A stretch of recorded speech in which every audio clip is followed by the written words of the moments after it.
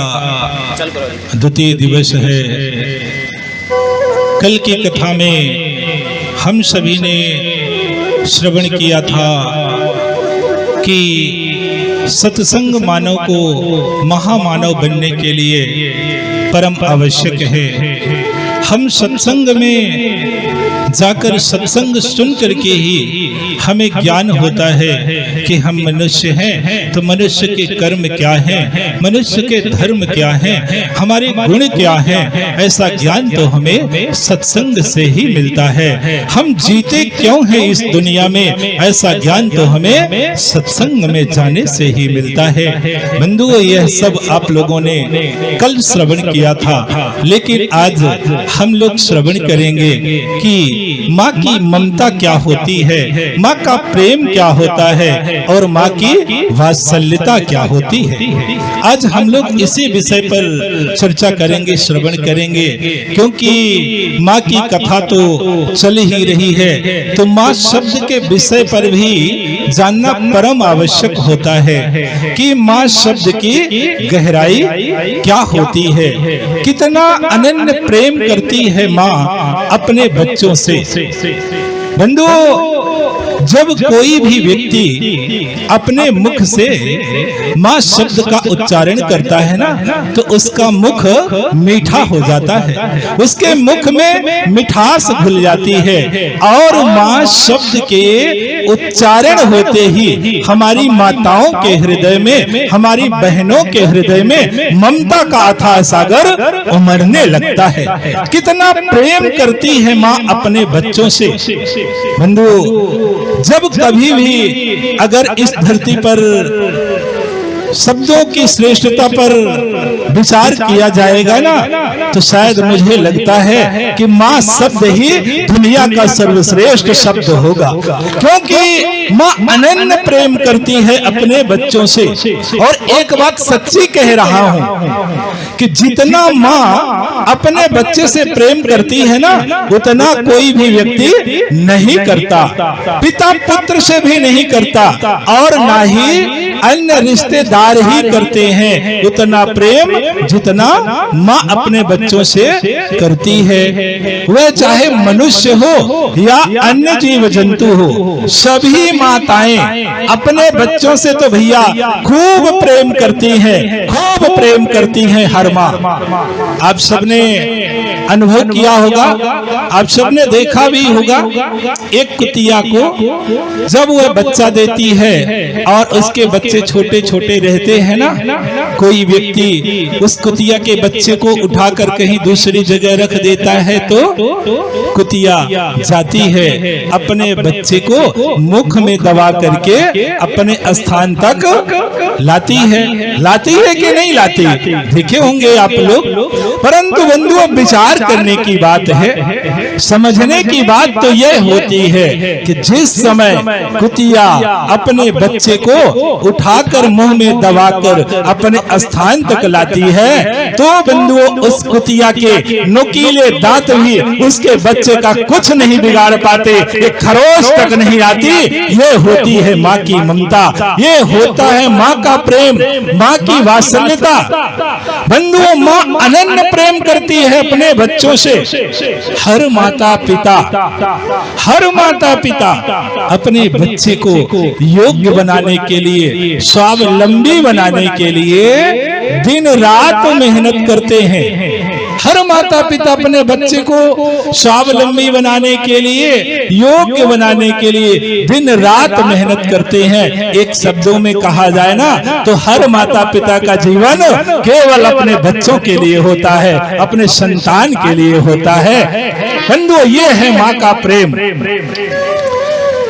लेकिन आज विचार करने की आवश्यकता है, समझने की जरूरत है कि क्या हम लोग योग्य बनने के बाद, बड़ा होने के बाद उसी तरह अपने माता पिता से प्रेम करते हैं जैसे हम लोग बचपन में अपने माता पिता से प्रेम करते थे। ये आज विचार करने की आवश्यकता है। ये आज विचार करने की जरूरत है कि क्या हम लोग योग्य बनने के बाद भी उसी तरह अपने माता पिता से प्रेम करते हैं जैसे हम लोग बचपन में करते थे। बचपन में तो आप सब लोग अपने माता पिता से भैया खूब प्रेम करते थे, खूब प्रेम करते थे आप लोग। याद कर लीजिए अपने बचपन को, जब आप सब लोग छोटे छोटे थे, 2 वर्ष के थे, 3 वर्ष के थे, और उस समय माँ बाजार जा रही थी, तो उस समय जब छोटे छोटे थे और माँ बाजार जा रही थी तो भैया घंटों घंटों रोया करते थे माँ के साथ बाजार जाने के लिए। विचार कर लीजिए, अभी आप लोगों ने देखा होगा, अनुभव किया होगा कि छोटा सा बच्चा रहता है ना, और जब माँ बाजार जाने लगती है तो बच्चा माँ को छोड़ता ही नहीं है, वो लिपट जाता है माँ के साथ बाजार जाने के लिए। तो बंधुओं, सच्ची कह रहा हूँ, हम सब की भी यही दशा थी। हम सब लोग अपने माता पिता से बचपन में खूब प्रेम करते थे और घंटों घंटों रोया करते थे माँ के साथ बाजार जाने के लिए। लेकिन बंधुओं, आज हम लोगों के पास समय नहीं है माता पिता के पास बैठने के लिए। इसलिए कहना चाहता हूँ कि कुछ ना कुछ समय तो जरूर निकाला करें अपने माता पिता के लिए। हम मानते हैं कि आज आदमी काम धाम में बहुत व्यस्त हो गया है, बहुत बिजी हो गया है, लेकिन भैया वह भी तो माता पिता है ना, उनका जीवन तो अपने संतान के लिए होता है ना, उन्हें भी चाहत होती है, वे भी विचार करते हैं कि हमारा बेटा हमारी बेटी गया है बाहर काम धंधे करने के लिए, लौट करके आएगा। तो इसलिए कहना चाहते हैं कि बस 2 मिनट ही अपने माता पिता से बात कर लीजिए कि मम्मी हम आ गए हैं, आप कैसे हैं, पिताजी आप कैसे हैं। 2 मिनट ही बात कर लेंगे तो भी वो संतुष्ट हो जाएंगे, वो 2 मिनट में ही संतुष्ट हो जाएंगे। क्योंकि आज हम लोग जो भी हैं, जितने भी पद में बैठे हैं ना, डॉक्टर, मास्टर, इंजीनियर, वह सब भी माता पिता की ही देन है। माता पिता की बदौलत ही आज आप जो भी हैं, डॉक्टर, मास्टर, इंजीनियर, तो सब माता पिता की ही देन है। विचार कर लीजिए, जब छोटे छोटे थे ना, 2री 3री क्लास में पढ़ते थे, तो क्या आप लोगों को पता था कि डॉक्टर क्या होता है, मास्टर क्या होता है, इंजीनियर क्या होता है? किसी को नहीं पता था ना। तो फिर भैया हम लोगों से पहले हम लोगों के माता पिता ने ही सपना देखा था कि हम अपने बेटे को, हम अपनी बेटी को डॉक्टर बनाएंगे, मास्टर बनाएंगे और इंजीनियर बनाएंगे। बंधु, आज हम लोग खुद के पैरों पर चल रहे हैं, आज हम लोग खुद के पैरों पर चल रहे हैं ना, काम धंधे भी कर रहे हैं ना, वह भी माता पिता की ही देन है। थोड़ी देर विचार कर लीजिए आप सब लोग कि इस धरती पर अगर मां ना होती तो क्या होता? इस धरती पर मां ना होती तो क्या होता? मेरे भाई, अगर इस धरती पर मां ना होती ना, तो ना हम होते, ना आप होते, यहाँ तक इस धरती पर कोई भी जीव जंतु ना होता। सभी की उत्पत्ति माता पिता से होती है। बोलिए माता पिता की। अरे मां ना होती, मां ना होती तो राम कहां से होते? मां ना होती तो कृष्ण कहां से होते? मां ना होती तो गौतम बुद्ध महावीर कहां से होते? बंधु, सभी की उत्पत्ति माता पिता से ही होती है। आज हम लोग योग्य बन गए हैं, अपने पैरों के बल खड़े हो गए हैं, तो भैया यह भी माता पिता की ही देन है। उन्हीं की कुशल परवरिश के कारण हम लोग आज अपने पैरों पर चल रहे हैं। थोड़ी देर विचार कीजिए कि हम लोग जब इस दुनिया में आए थे ना, तो हम लोगों को कोई भी ज्ञान नहीं था, नथिंग थे हम लोग भैया, नथिंग थे, 0/0 थे, कोई जानकारी नहीं थी। न चलने का ज्ञान था, न बोलने का ज्ञान था, और ना भोजन करने का ज्ञान था। क्या किसी को ज्ञान था? क्या कोई जन्म लेते ही भोजन करने लगा? क्या कोई जन्म लेते ही चलने लगा? नहीं। तो कौन सिखाया आप सबको भोजन करना? कौन सिखाया? गांव के लोगों ने, पड़ोस के लोगों ने? नहीं मेरे भाई, आप सबको भोजन करना तो गांव पड़ोस के लोगों ने नहीं सिखाया। हम लोगों को भोजन करना तो हमारे माता पिता ने ही सिखाया है। हम लोगों को बोलना कौन सिखाया? हमारे माता पिता ने। हम लोगों को चलना कौन सिखाया? माता पिता ने सिखाया। अरे आपके पिताजी ने आपको चलना सिखाने के लिए, आपकी खुशी के लिए घोड़ा बन गए थे और तुम्हें पीठ पे बैठाकर घुमाते थे, उंगली पकड़कर तुम्हें चलना सिखाते थे। लेकिन भैया आज माता पिता बूढ़े हो गए हैं ना, तो हम लोग उनका हाथ पकड़कर नहीं चला सकते। यही शिक्षा है, इसी को शिक्षा कहते हैं आप लोग। अरे भैया याद कर लीजिए अपने बचपन को, जब छोटे छोटे थे ना तो कपड़े में ही सब कुछ कर देते थे। उस गंदे कपड़े को कौन धोता था?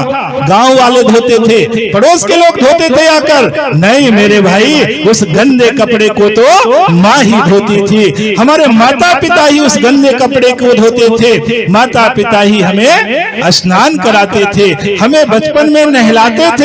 लेकिन आज माता पिता तो बूढ़े हो गए हैं और हम लोग उन्हें नहाने के लिए एक बाल्टी पानी नहीं दे सकते। कैसी शिक्षा है?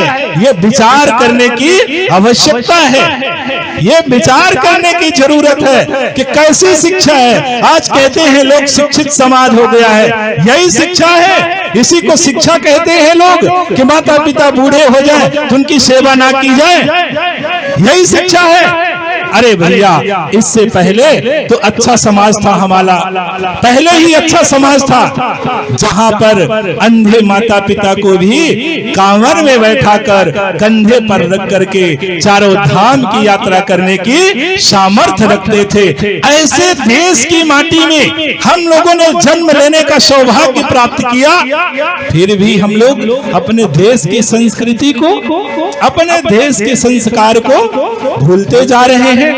इसलिए आज इस देवा की धरती से बैठ करके सभी जाति धर्म संप्रदाय के लोगों से निवेदन करता हूँ, अनुरोध करते हुए कहना चाहता हूँ कि उठो, जागो और अपने देश की संस्कृति और संस्कार को बचाने का प्रयास करो। अपने माता पिता की खूब सेवा करो, अपने माता पिता की खूब सेवा करो। जैसे वो बचपन में तुम्हारी सेवा करते थे, तुम्हें नहलाते थे, स्नान कराते थे, तुम्हें भोजन कराते थे, उसी तरह से हर एक व्यक्ति का धर्म और कर्म बनता है। हर एक व्यक्ति का पहला धर्म बनता है कि वह किसी की पूजा करे या ना करे, किसी की सेवा करे या ना करे, लेकिन अपने माता पिता की सेवा जरूर करना चाहिए। यही सबसे बड़ा जय हो। बोलिए सद्गुरुदेव भगवान की जय हो। बंधुओं यही सबसे बड़ा धर्म होता है। इसीलिए कहना चाहते हैं, आइए इस भजन के माध्यम से हम आप सबको कहना चाहते हैं, निवेदन करना चाहते हैं कि धर्म के पथ पर बढ़ते रहना, अरे करके माँ का ध्यान रे। अरे धर्म के पथ पर बढ़ते रहना, करके माँ का ध्यान रे। बड़ी दयालु है मेरी मैया, कर देगी कल्याण रे।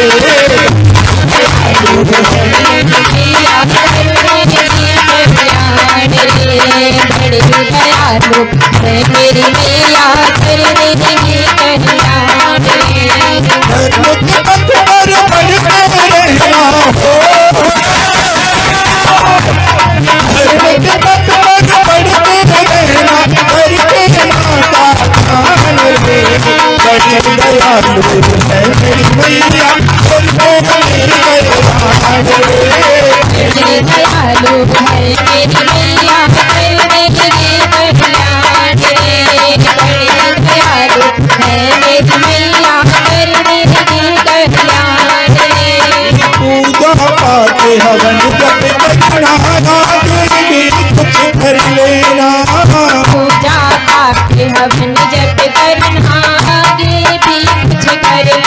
पूजा पाठ में हवन जप करना आगे भी कुछ कर लेना। पूजा पाठ हवन जप करना आगे भी कुछ कर लेना। हृदय में अपनी माँ को बसा कर उनका सुमिरन कर लेना। हृदय में अपनी माँ को बसा कर उनका सुमिरन कर लेना। हृदय में अपनी माँ को बसा कर उनका सुमिरन कर लेना। हृदय में अपनी माँ को बसा कर उनका सुमिरन कर लेना। हृदय में अपनी माँ को बसा कर उनका सुमिरन कर लेना। हृदय में अपनी माँ को बसा कर उनका सुमिरन कर लेना। बलधारी मिलेगा तुमको, बलधारी मिलेगा तुमको, आ गई मरदान रे। मैया कर मेरी करदान रे, दयालु मेरी मैया कर मेरी करदान रे। धर्म के पथ पर बढ़ते रहना हो,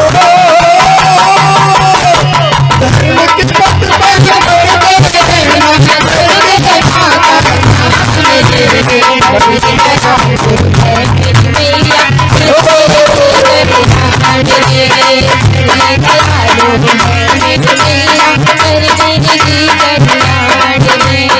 झूठ कपट अन्याय को छोड़ो, नशे मांस का त्याग करो। झूठ कपट अन्याय को छोड़ो, नशे मांस का त्याग करो। तो इस भजन में एक एक शब्दों का विशेष तौर से चयन किया गया है। एक एक शब्दों पर ध्यान दीजिएगा तो निश्चित तौर से यह भजन आपके जीवन में सार्थक हो जाएगा और आपके जीवन को सफल बना देगा। तो आगे की लाइनों में कहा गया है कि झूठ कपट अन्याय छोड़ो, नशे मांस का त्याग करो। झूठ कपट अन्याय को छोड़ो, नशे मांस का त्याग करो। झूठ कपट अन्याय को छोड़ो, नशे मांस का त्याग करो। झूठ कपट अन्याय को छोड़ो, नशे मांस का त्याग करो। दुखियों की तुम सेवा करके जीवन का कल्याण करो। दुखियों की तुम सेवा करके जीवों का कल्याण करो। दुखियों की तुम सेवा करके जीवन का कल्याण करो।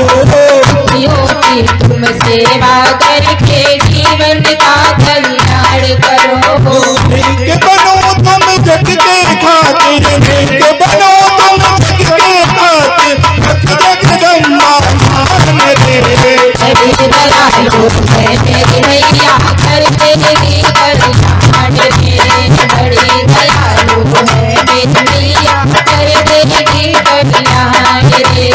धर्म के पथ पर बढ़ते रहना हो, धर्म के पथ पर बढ़ते रहना। बड़ी दयालु है मेरी मैया कर मेरी कल्याण रे। बड़ी दयालु है मेरी मैया।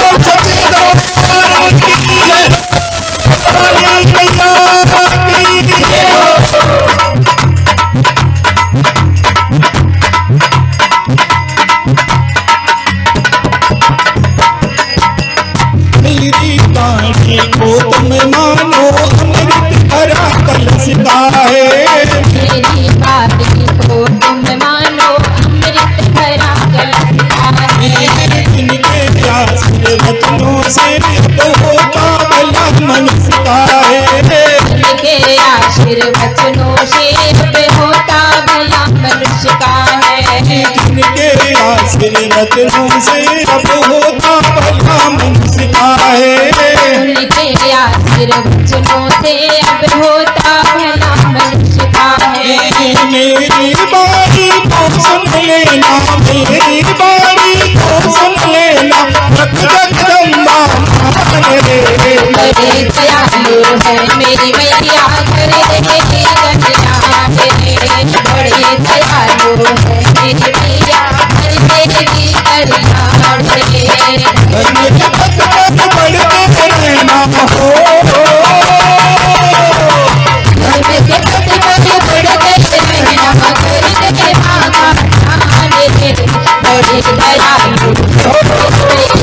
करेगी कल्याण रे, बड़ी चढ़ा लो मैया करेगी कल्याण रे, बड़ी चढ़ा लो मैया करेगी कल्याण रे। बोलिए माता भगवती माँ काली की जय हो। श्री सतगुरुदेव जी भगवान की जय हो। तो बंधु, हर एक व्यक्ति का पहला धर्म बनता है, पहला कर्म बनता है कि वह अपने माता पिता की बुढ़ापे में सेवा करे। हर मनुष्य को बुढ़ापे में अपने माता पिता की सेवा करना चाहिए। आज बंधुओं, लोग पापों से मुक्त होने के लिए, अपने पापों को धोने के लिए गंगा स्नान करने जाते हैं, चारों धाम की यात्रा करने जाते हैं, जिससे व्यक्ति पाप मुक्त हो जाए। आज सभी लोग जाते हैं अधिकांशतः कि व्यक्ति पाप मुक्त हो जाए, पापों से मुक्ति पाने के लिए गंगा स्नान करने जाते हैं, चारों धाम की यात्रा करने जाते हैं। लेकिन बंधुओं, मुझे नहीं पता है, मुझे नहीं मालूम है कि व्यक्ति गंगा स्नान कर लेता होगा तो उसके पाप धुल जाते हैं या नहीं धुल जाते। चारों धाम की यात्रा करने से व्यक्ति पाप मुक्त हो जाता है या नहीं हो जाता, यह मुझे नहीं मालूम है। लेकिन एक बात सच्ची कह रहा हूँ और दावे के साथ कह रहा हूँ कि जो व्यक्ति सुबह सुबह उठ करके अपने माता पिता का चरण वंदन करता है, अपने माता पिता को प्रणाम करता है, उनके चरणों को धो करके चरणामृत का पान करता है, तो मैं दावे के साथ कहता हूँ कि वह व्यक्ति पाप मुक्त हो जाता है और उसे घर बैठे ही गंगा स्नान करने का पुण्य फल मिल जाता है। जो व्यक्ति अपने माता पिता की सेवा करता है भैया, उनकी आज्ञा का पालन करता है ना, तो चारों धाम की यात्रा करने का फल घर बैठे ही प्राप्त कर लेता है। कितने महान होते हैं माता पिता। माता पिता को तो हमारे धर्म ग्रंथों में तीर्थराज कहा गया है। तीर्थराज माने तीर्थों के राजा। क्यों तीर्थों के राजा कहा गया धर्म ग्रंथों में? क्योंकि कि गंगा स्नान करने से तो केवल पाप ही धुलते हैं, लेकिन माता पिता तो वो होते हैं जो पाप करने के प्रवृत्ति को, विचारों को ही नष्ट कर देते हैं, तो व्यक्ति पाप करता ही नहीं है। इसलिए माता पिता को तीर्थराज कहा गया है। हर माता पिता को तीर्थराज कहा गया है। कितना प्रेम करते हैं माता पिता अपने बच्चों से। माँ कितना अनन्य प्रेम करती है अपने बच्चों से। बंधुओं, लोग कहते हैं कि इस धरती पर साधु संत तो बहुत तपस्या करते हैं, बड़े तपस्वी होते हैं साधु संत। लेकिन मैं कहता हूँ कि साधु संत तपस्या क्या करते होंगे जितनी तपस्या माँ करती है अपने बच्चे को योग्य बनाने के लिए। साधु संतों की भी तपस्या माँ की तपस्या के सामने बौनी नजर आती है। क्यों? क्योंकि भैया माँ खुद भूखी रह जाती है, परंतु अपने लाल को कभी भूखा नहीं सोने देती। अगर कड़ाके की ठंड पड़ती हो, विचार कीजिए आप सब लोग, हमारी माताएं बहनें भी बैठी हैं, आप सब लोग बैठे हैं, आज विचार कीजिए, अगर कड़ाके की ठंड पड़ती हो, खूब ठंडी पड़ रही हो, और उस कड़ाके की ठंड में अगर बच्चा बिस्तर गीला कर देता है, तो भैया माँ उस गीले बिस्तर पर कड़ाके की ठंड में भी सो जाती है, परंतु अपने लाल को वह अपने सीने पर सुलाती है। यह होती है माँ की ममता। ऐसी ममता की देवी आज बुढ़ापे में दर दर की ठोकरें खा रही है। ऐसी ममता की देवी आज बूढ़ी हो गई है ना, तो वो दर दर की ठोकरें खा रही है। बंधु, ऐसा मत करो, अपने माता पिता की खूब सेवा करो। अरे याद करिए अपने बचपन को, जब आप सब लोग छोटे छोटे थे और सभी भाई आपस में लड़ते थे, कहा माँ की गोदी में बैठने के लिए। अच्छा, कितने लोगों ने बचपन में लड़ा है माँ की गोदी में बैठने के लिए? सभी लोग लड़े हैं, सभी लोग लड़े हैं। तो याद करिए अपने बचपन को कि जब माँ की गोद में बैठने के लिए सभी भाई आपस में लड़ते थे और कहते थे कि उठ जा, ये माँ मेरी है, उठ जा तू, ये माँ मेरी है। कहते थे कि नहीं कहते थे? बंधुओं, बचपन में सब लोग यही कहते थे कि उठ जा, ये माँ मेरी है, माँ मेरी है, तू उठ जा। और आज भी हम लोग युवा होने के बाद भी सभी भाई लड़ते हैं, लेकिन अब हमारे शब्द बदल गए हैं। क्या बदल गए हैं? बचपन में हम लोग कहते थे सभी भाई लड़ते हुए कि उठ जा, माँ मेरी है, माँ मेरी है। और आज युवा होने के बाद हम लोग कहते हैं कि माँ तेरी है, माँ तेरी है, माँ तेरी है। बंधुओं, यही शिक्षा है। अरे विचार कीजिए, आप सब लोग विचार कीजिए कि एक माता पिता भैया 3-3, 4-4 बच्चों को पाल पोस करके योग्य बना देते हैं, लेकिन आज 3-3, 4-4 बच्चे मिल करके एक माता पिता को नहीं पाल सकते। यही शिक्षा है। अरे याद करिए अपने बचपन को, याद कर लीजिए अपने बचपन को। जब इस धरती पर आए थे ना, तब बोलना भी नहीं आता था, बोलने का भी ज्ञान नहीं था। कौन बोलना सिखाया? माता पिता ने।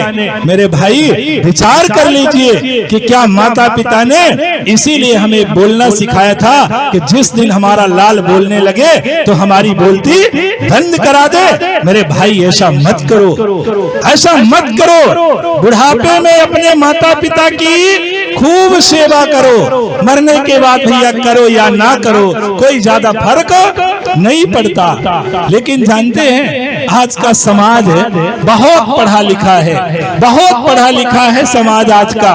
और जब तक माता पिता जीवित रहते हैं तब तक उन्हें डांटता है, उन्हें फटकारता है, उनकी सेवा नहीं करता। फिर मरने के बाद भैया रोता है, बिलखता है और तस्वीरों में जाकर फूलों का हार चढ़ाता है। कितना बड़ा ज्ञानी हो गया है समाज।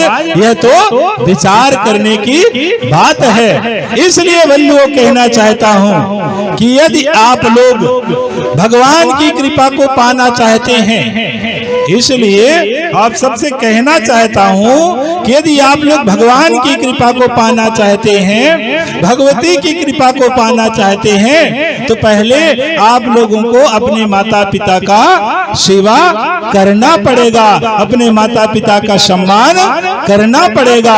तभी आप लोग भगवान की कृपा को, भगवती की कृपा को पा सकते हैं। अरे जो व्यक्ति अपने माता पिता को ठुकरा कर वो गंगा स्नान कर ले या सभी देवी देवताओं का पूजन कर लेना, तो भगवान भी उसके ऊपर कृपा नहीं करते। क्योंकि भगवान भी इस धरती पर आते हैं तो उन्हें भी माँ की कोख की आवश्यकता होती है। बिना के माँ की कोख के इस धरती पर कोई आ नहीं सकता। तो भगवान कृपा तब करते हैं जब आप सब लोग अपने माता पिता की सेवा करेंगे, अपने माता पिता का सम्मान करेंगे, और करना भी चाहिए। यही हर मनुष्य का धर्म और कर्म बनता है। क्यों? क्योंकि हर मनुष्य अपने माता पिता का कर्जदार होता है। हर माता पिता का व्यक्ति, हर मनुष्य कर्जदार होता है। वैसे तो धर्म ग्रंथों में 3 ऋण बताए गए हैं, मातृ पितृ ऋण, देव ऋण और गुरु ऋण। इन 3 ऋणों से व्यक्ति कभी ऋण नहीं होता। जीवन पर्यंत तक इन तीनों का कर्ज वो चुका नहीं सकता। माँ का कभी कर्ज चुका ही नहीं सकता। क्यों नहीं चुका सकता? क्योंकि जन्म के समय माँ एक असहनीय दर्द को सहन करती है। वैज्ञानिकों ने रिसर्च किया है, खोज किया है कि जन्म के समय एक माँ को जितना दर्द होता है तो एक साथ 70 हड्डी टूटने के बराबर, एक साथ 70 हड्डी टूटने के बराबर माँ को दर्द होता है, अर्थात 70 डिग्री का दर्द होता है। और वैज्ञानिकों ने खोज करके निकाल दिया है कि 50 डिग्री अगर किसी व्यक्ति को दर्द हो जाए ना तो उसकी मृत्यु हो जाती है, वो समाप्त हो जाता है। लेकिन बंधुओं विचार कीजिए कि माँ इस धरती पर 70 डिग्री के दर्द को सहन करके अपने बच्चे को जन्म देती है, फिर भी उससे अनन्य प्रेम करती है। जीवन में केवल एक बार, जीवन में केवल एक बार माँ बच्चे के रोने पर हंसती है, केवल एक बार। जिस समय बच्चे का जन्म होता है तो उधर बच्चा रोता है ना तो माँ के चेहरे में मुस्कान आती है, माँ का चेहरा खिल जाता है। लेकिन इस जीवन पर्यंत, इसके बाद जीवन पर्यंत अगर बच्चों के आंखों में आंसू आ जाए ना तो माँ के आंखों से आंसुओं की धार बहने लगती है। भैया ये होती है माँ की ममता, ये होता है माँ का प्रेम। कितना अनन्य प्रेम करती है माँ अपने बच्चों से। विचार कीजिए, केवल इस संसार में, केवल इस संसार में माँ ही ऐसी होती है कि अगर छोटा सा बच्चा हो ना, छोटा सा बच्चा रहता है और कपड़ा खराब कर दे, कपड़े में पट्टी कर दे छोटा सा बच्चा, और उस समय माँ भोजन कर रही हो तो उस समय भी माँ हाथों की रोटी को थाली में रखती है और मुख में रखे हुए भोजन को वो चबाते हुए भी गंदगी साफ करने में लग जाती है। उसे दुर्गंध नहीं आती भोजन करते समय भी। क्यों उसे दुर्गंध नहीं आती भोजन करते हुए? क्योंकि माँ के हृदय में, माँ का हृदय जो होता है ना तो वो सागर की गहराई से भी और गहरा होता है। तो बंधुओं, माँ के हृदय में ममता का अथाह सागर भरा होता है और उस अथाह सागर को स्पर्श करके दुर्गंध में भी सुगंध में परिवर्तित हो जाया करती है। ये होती है माँ की ममता। गुरुदेव जी भगवान की जय, माता भगवती माँ काली की, बोलिए सच्चे दरबार की। तो बंधुओं, कितना अनन्य प्रेम करती है माँ अपने बच्चों से, जिसकी तुलना कभी की नहीं जा सकती, कभी नहीं की जा सकती। जितनी प्रेम माँ अपने बच्चों से करती है, हर माता पिता अपने बच्चे को योग्य बनाने के लिए, स्वावलंबी बनाने के लिए दिन रात मेहनत करते रहते हैं। हर माता पिता हर मुसीबत को सहन कर लेते हैं, लेकिन अपने बच्चों को सहन नहीं करने देते। एक छोटी सी कहानी है, इस कहानी के माध्यम से शायद आप लोग समझ जाएंगे, जान लेंगे कि माँ अपने बच्चों के लिए क्या क्या करने के लिए तत्पर रहती है, तैयार रहती है। वैसे तो कहा गया है कि अगर छोटा सा बच्चा माँ की गोदी में बैठा हो ना तो दुनिया में कोई भी शक्ति नहीं है कि माँ के तन में प्राण रहते हुए उसके बच्चे का अहित कर सके। माँ अपने प्राणों की भी कुर्बानी दे करके अपने बच्चों की रक्षा करने के लिए हर पल तत्पर रहती है, तैयार रहती है। तो एक कहानी है छोटी सी, इस कहानी के माध्यम से हम लोग समझने का प्रयास करेंगे कि माँ क्या होती है और कितना मेहनत करके हम लोगों को योग्य बना देती है।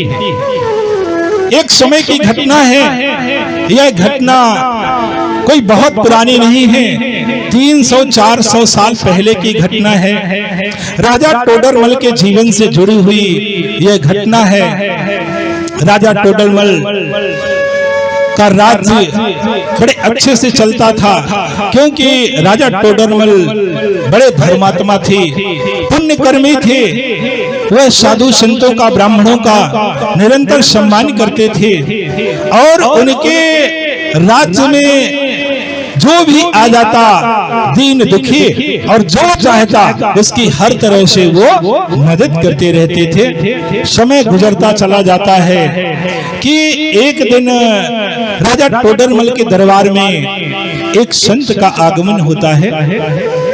संत जी जैसे ही दरबार में पहुंचते हैं तो चारों ओर से जय घोष होने लगता है। बोलिए सतगुरुदेव भगवान की, सतगुरुदेव भगवान की। इस तरह से जय घोष होता है और संत को आसन पर विराजमान किया जाता है। सभी लोग प्रणाम करते हैं, सभी लोग प्रणाम करते हैं, सम्मान करते हैं, पुष्प अर्पित करते हैं। राजा भी उनका स्वागत सम्मान करते हैं। हालचाल होने लगती है, चर्चाएं होती हैं। संत जी कहते हैं राजन, और आपके राज्य में सब साकुशल है, ठीक ठाक आपका राज्य चल रहा कि नहीं चल रहा? राजा टोडरमल कहते हैं महाराज, आपकी कृपा से, आपकी दया से सब कुशलता पूर्वक शासन हो रहा है। सब हमारे राज्य में कुशल पूर्वक रह रहे हैं, सब सुखी हैं हमारे राज्य में। तभी संत जी कहते हैं कि राजन, किसी का कर्जा अर्जा तो नहीं है आपके ऊपर? राजा टोडरमल कहते हैं कि महाराज, आपकी कृपा से तो अब किसी का कर्जा हमारे ऊपर नहीं है, सबका कर्जा हमने उतार दिया है।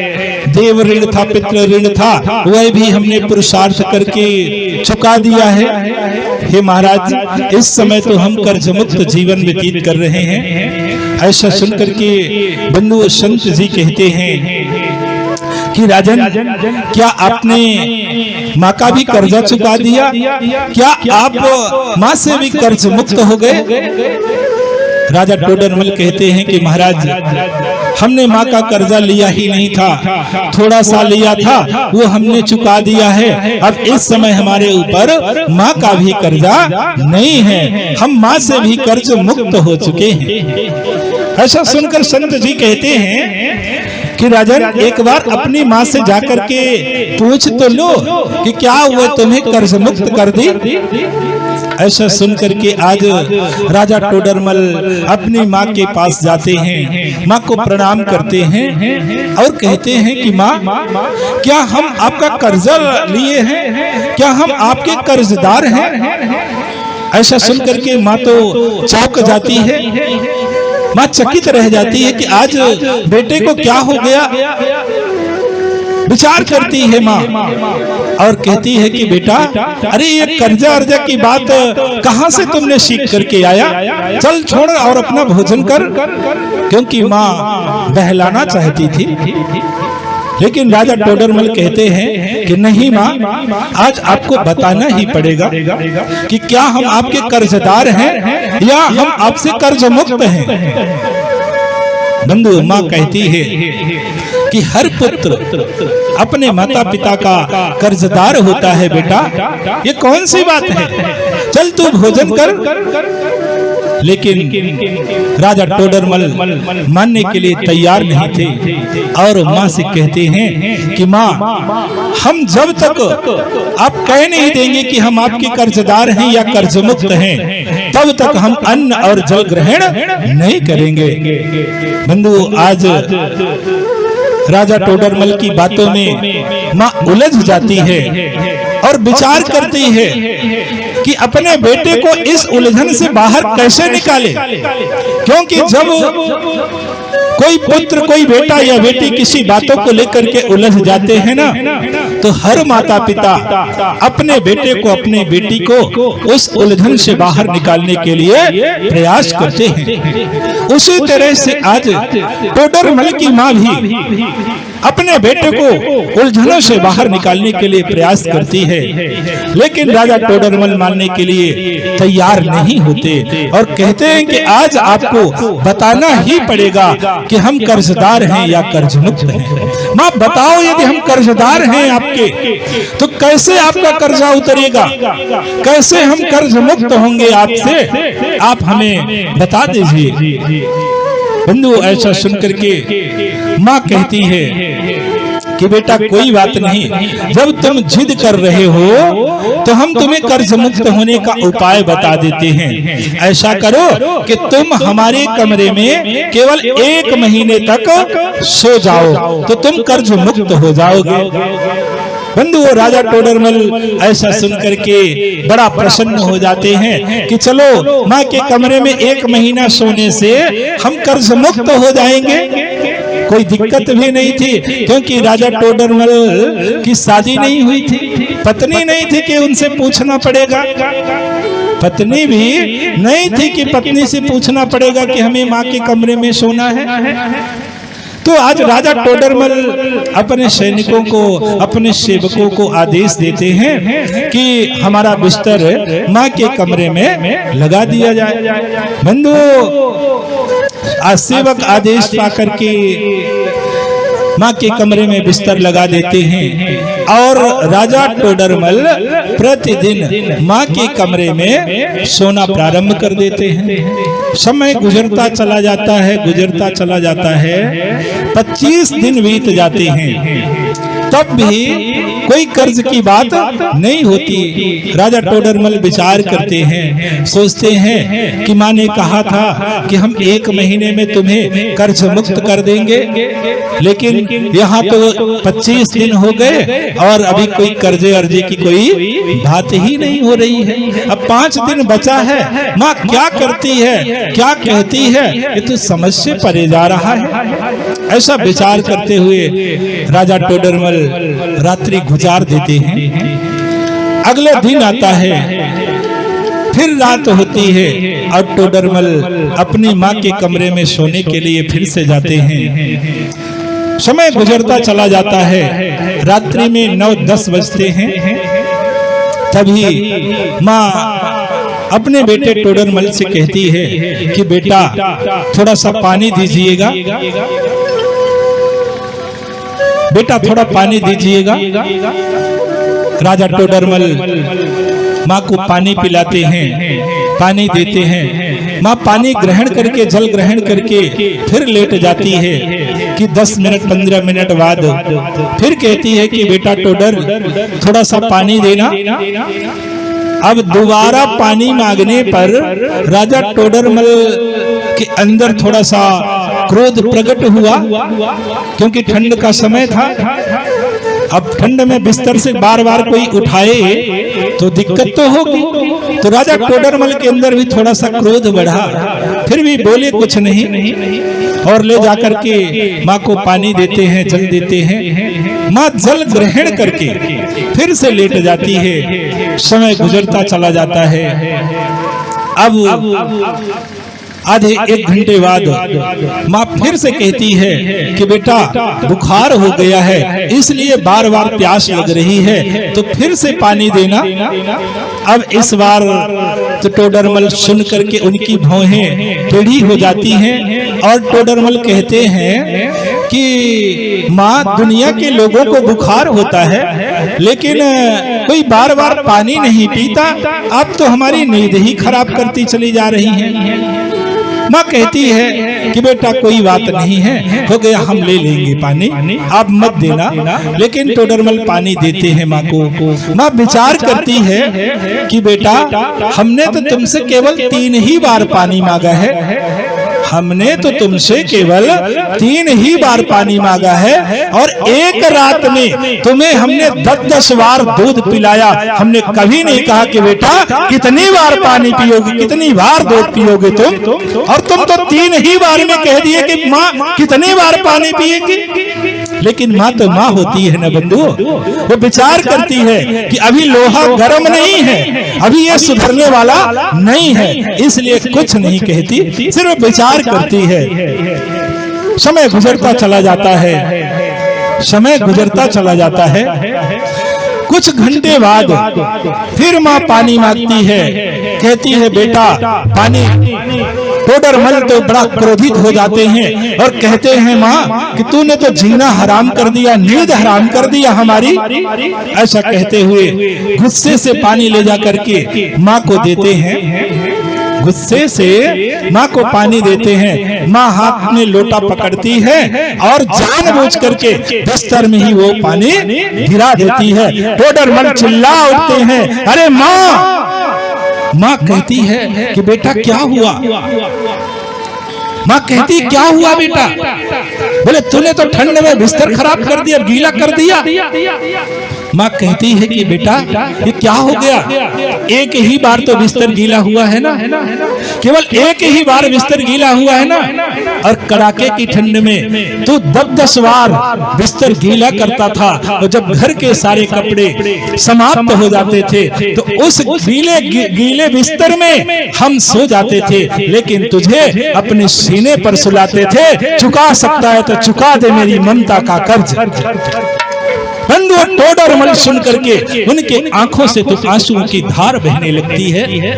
उनके आंखों के सामने जो अज्ञानता का पर्दा पड़ा था वो हट जाता है, और आज टोडरमल माँ के चरणों में समाहित हो जाते हैं, बैठ जाते हैं और कहते हैं कि माँ बता देना आगे कि हम राजा कैसे बने, बता दे कि हम राजा कैसे बने, क्योंकि हम तो जब होश संभाले तो हम अपने आप को सिंहासन पर ही बैठे पाए। माँ कहती है कि तू जानता है तू कैसे राज सिंहासन पर बैठा, तू कैसे राज सिंहासन पर बैठा, तुझे राज सिंहासन कैसे मिला? टोडरमल बार बार माँ के चरणों में निवेदन करते हैं। तो बंधु माँ तो माँ ही होती है ना।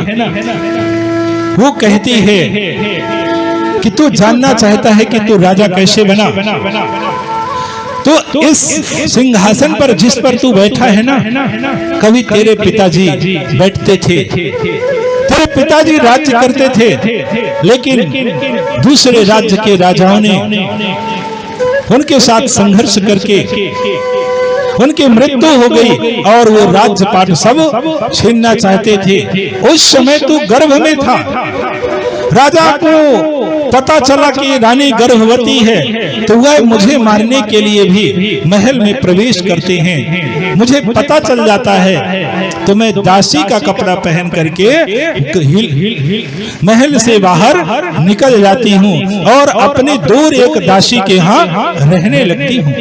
बेटा समय गुजरता चला जाता है, अपने दासी के यहाँ हम रह रहे थे, समय निकलता चला जाता है कि एक दिन एक संत का आगमन होता है हमारी दासी के यहाँ। तब हम संत के चरणों में निवेदन करते हैं कि महाराज बोलिए माता भगवती माँ काली की, खप्पर वाली मैया की, श्री सतगुरुदेव जी भगवान की, बोलिए साचे दरबार की। तो आज माँ कहती है टोडरमल से कि जब संत जी का आगमन होता है तो हम संत के चरणों में प्रणाम करते हैं। बेटा देने के लिए और कुछ तो था नहीं, क्योंकि सब राजपाट लूट चुका था, लूट लिए थे, हमारे पास कुछ था नहीं, तो हम फूलों को लेकर जाते हैं, संत के चरणों में प्रणाम करते हैं और उनसे निवेदन करते हैं कि महाराज हमारे गर्भ में जो पल रहा है वह क्या है, लड़की है या लड़का है, अब बताने की कृपा करें। संत भगवान कहते हैं कि आपके गर्भ में जो पल रहा है निश्चित तौर से वह पुत्र रत्न है, लड़का है। तब माँ कहती है कि महाराज आप इतना और बता दीजिए कि ये आगे चल करके क्या करेगा, क्या बनेगा ये।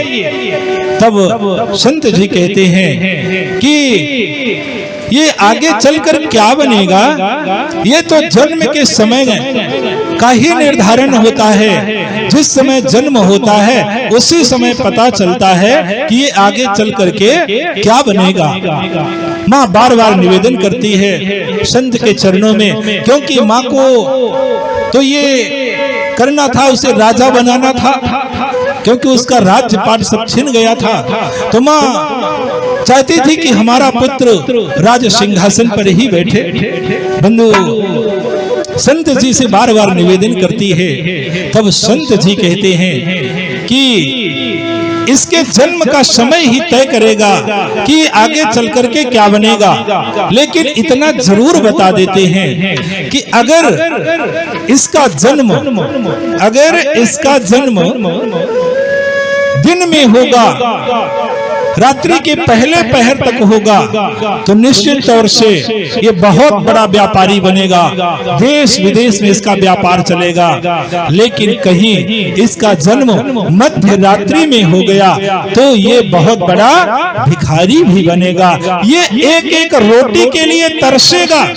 लेकिन कहीं इस बालक का जन्म ब्रह्म मुहूर्त में हो गया, ब्रह्म बेला में हो गया, तो ये बहुत बड़ा राजा बनेगा।